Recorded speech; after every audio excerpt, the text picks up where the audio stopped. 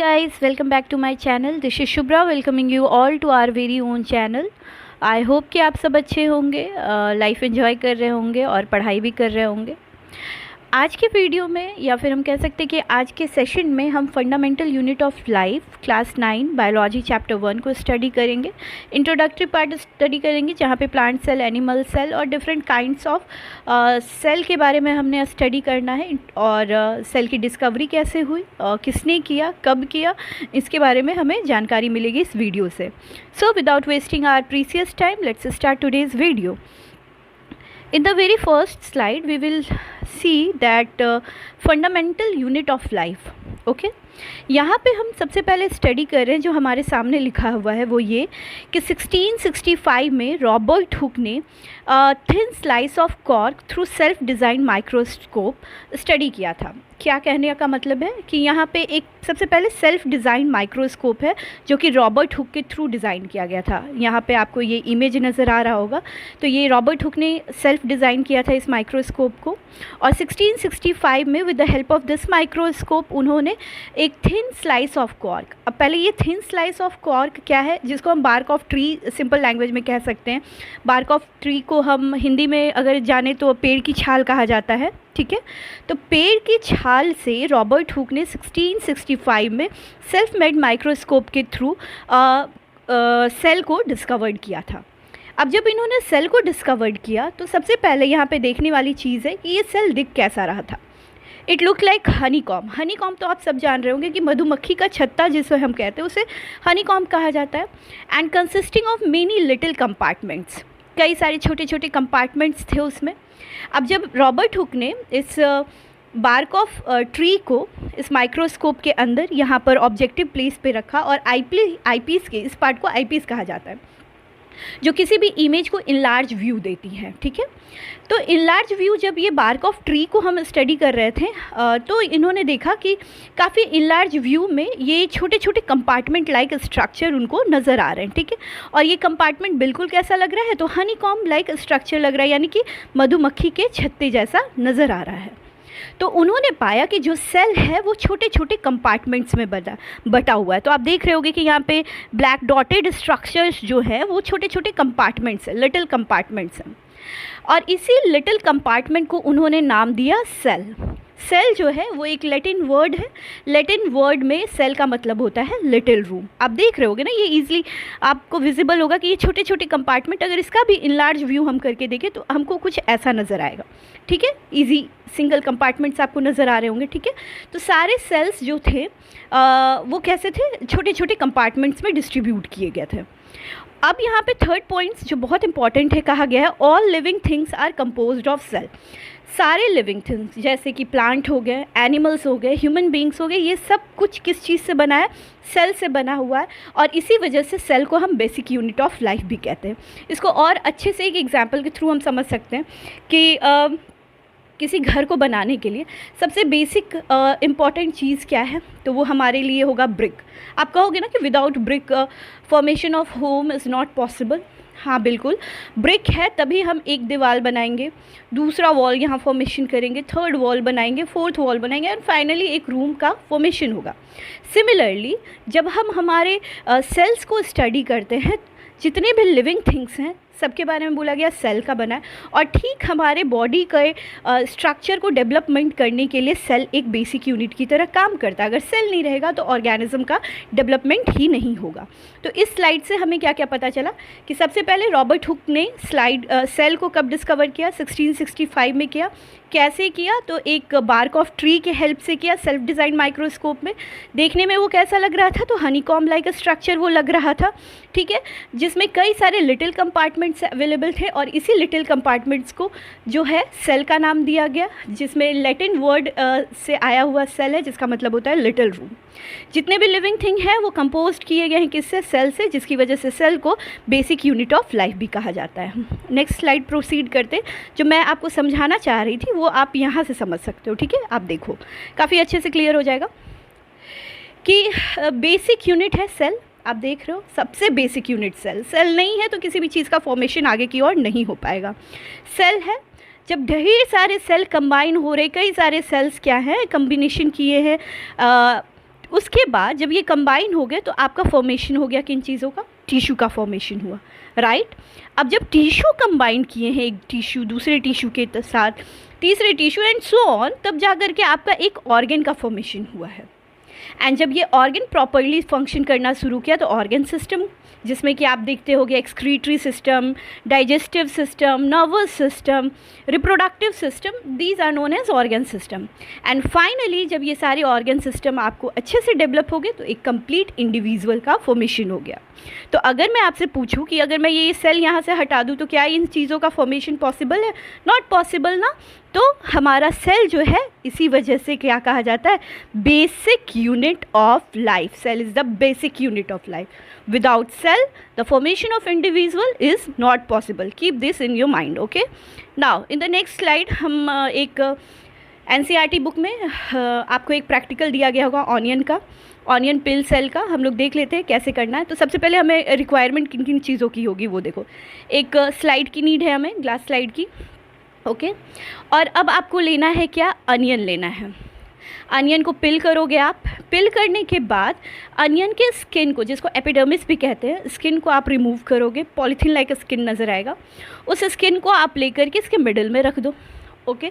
Water droplet से उसमें जो भी डर्ट्स वगैरह हैं वो क्लीन करो और काफ़ी अच्छे से इसको यहीं पे स्लाइड में मिडल पार्ट पे रहने देना है ताकि वाटर ड्रॉप्स उस पर ना आए, ठीक है। जब अच्छे से हो जाए तो इसके ऊपर एक सॉल्यूशन डालना है, ठीक है। सॉल्यूशन आपको आपके लेबोरेटरी में काफ़ी इजीली अवेलेबल होगा। पिंक कलर का सॉल्यूशन होगा जिसको सैफ्रोनिन सॉल्यूशन के नाम से भी जाना जाता है। सैफ्रोनिन सॉल्यूशन जैसे ही आप इस पर पुट करोगे, ठीक है, आपने यहाँ पे सब कुछ कर दिया है, सैफ्रोनिन सॉल्यूशन रखा और एक और ग्लास स्लाइड से काफ़ी केयरफुली इसको कवर कर देना है, ठीक है। इस तरीके से कवर करना है कि इस पर वाटर ड्रॉपलेट्स ना आए। जैसे ही आप इसको कवर करोगे, प्रिकॉशन ले करके आप इसको माइक्रोस्कोप के अंदर रखोगे। माइक्रोस्कोप के अंदर जब आप इसको स्टडी करोगे, जैसा आपको बताया गया कि माइक्रोस्कोप क्या करता है, इनलार्ज व्यू दे देता है। जैसे ही ऑब्जेक्टिव प्लेस पे आपने इसको पुट किया, आईपीस साइड से आप इसको स्टडी करोगे। जब आईपीस से आप इसको स्टडी करोगे तो आप देखोगे कुछ इस तरह का इमेज आपको नज़र आएगा। आप अभी थोड़ी देर पहले देखे थे कि रॉबर्ट हुक ने एक बार्क ऑफ ट्री के हेल्प से सेल को डिस्कवर किया और कहा कि सेल जो है वो कंपार्टमेंट लाइक स्ट्रक्चर में नज़र आता है। ठीक ऐसा ही ऑनियन पिल को जब आप स्टडी कर रहे हो तो आपको अलग अलग कंपार्टमेंट लाइक स्ट्रक्चर नज़र आ रहा है ना। बिल्कुल, यहाँ तक तो किसी को कोई प्रॉब्लम नहीं होगी। Compartment like structure is well and good, सब ठीक है यहाँ तक, लेकिन इसमें आपको डॉटेड स्ट्रक्चर भी नज़र आ रहा होगा। हर कंपार्टमेंट में ये मिडिल में डॉटेड स्ट्रक्चर प्रेजेंट है। अब इस मिडिल डॉटेड स्ट्रक्चर का नाम दिया गया है न्यूक्लियस। क्या नाम दिया गया है? न्यूक्लियस। और इसी के अंदर लिक्विड स्ट्रक्चर कह सकते हैं, कई बुक में लिक्विड स्ट्रक्चर है, कई बुक में जेली लाइक स्ट्रक्चर है जिसको हम साइटोप्लाज्म के नाम से जानते हैं। तो इन cell two other components are present which is termed as nucleus and cytoplasm। ठीक है, सेल में क्या क्या प्रेजेंट है? दो और इम्पॉर्टेंट कंपोनेंट्स, न्यूक्लियस है और साइटोप्लाज्म है। ठीक है, न्यूक्लियस मिडिल पार्ट पे प्रेजेंट है, cytoplasm is your jelly like structure. ठीक है, ये मैंने देखा किसके बारे में? ऑनियन सेल के बारे में हमने ये स्टडी किया है। अगर हम किसी प्लांट लीव्स को ले लें, प्लांट के पत्ते को ले लें और उसको ड्राई करके उसके भी स्किन को, उसके भी एपिडर्मिस को निकालें और सेम प्रोसेस वाटर्स के थ्रू उसको वॉश करके सैफ्रोनिन सॉल्यूशन पुट करके स्टडी करें तो हमें कुछ ऐसा इमेज नज़र आएगा प्लांट लीव्स का। आप देखोगे अगेन यहाँ पे बेसिक यूनिट यानी कि सेल नज़र आ रहा है अलग अलग कंपार्टमेंट के फॉर्म में, और इसी में आपको डॉटेड स्ट्रक्चर्स भी नज़र आ रहे हैं। बिना टाइम वेस्ट किए आप आंसर दो कि इस डॉटेड स्ट्रक्चर को क्या कहते हैं। तो आई एम वेरी श्योर कि आप राइट आंसर दे रहे होगे कि इस डॉटेड स्ट्रक्चर का नाम दिया गया न्यूक्लियस। और यहाँ पर जो जेली लाइक स्ट्रक्चर प्रेजेंट होगा, that jelly like structure is known as cytoplasm. तो टू बेसिक कंपोनेंट्स आपको पता चल गए सेल के, क्या क्या हैं?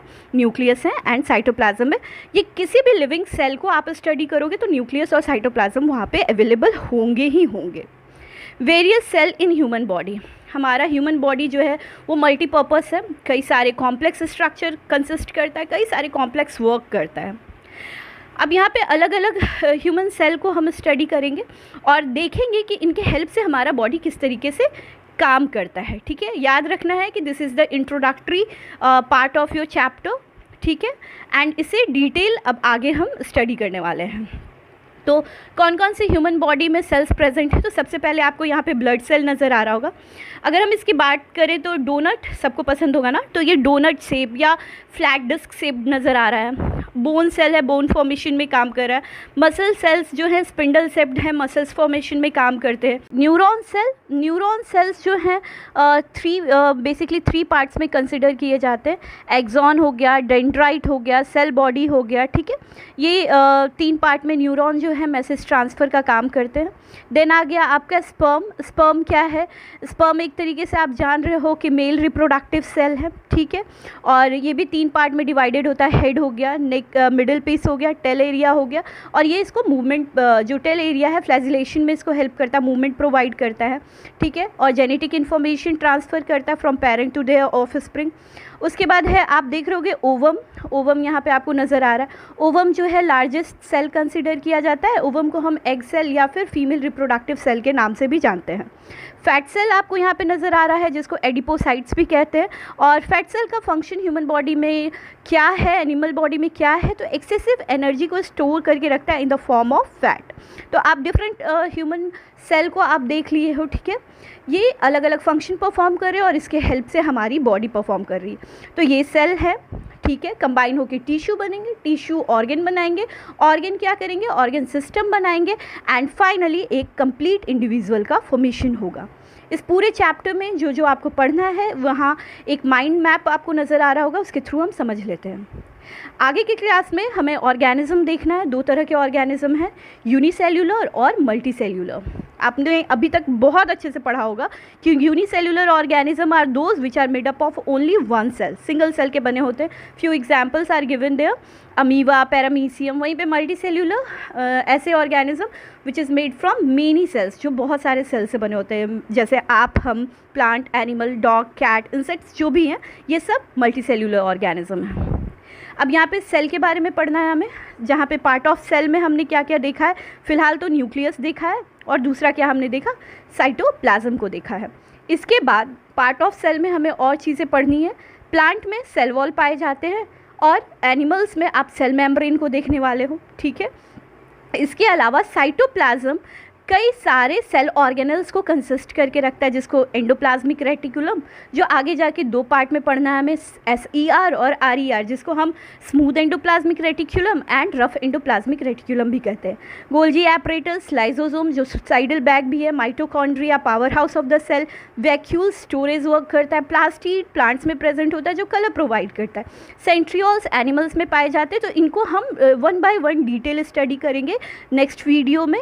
आई होप कि ये इंट्रोडक्टरी पार्ट आपको समझ आया होगा, और आपको अप्रॉक्स में ये चीज़ें समझ आ गई होंगी कि फंडामेंटल यूनिट ऑफ लाइफ में हमें क्या क्या चीज़ें पढ़नी है।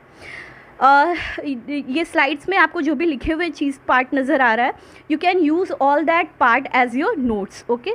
आई होप कि आपको आज का वीडियो पसंद आया होगा। अगर आपको वीडियो पसंद आया है तो प्लीज़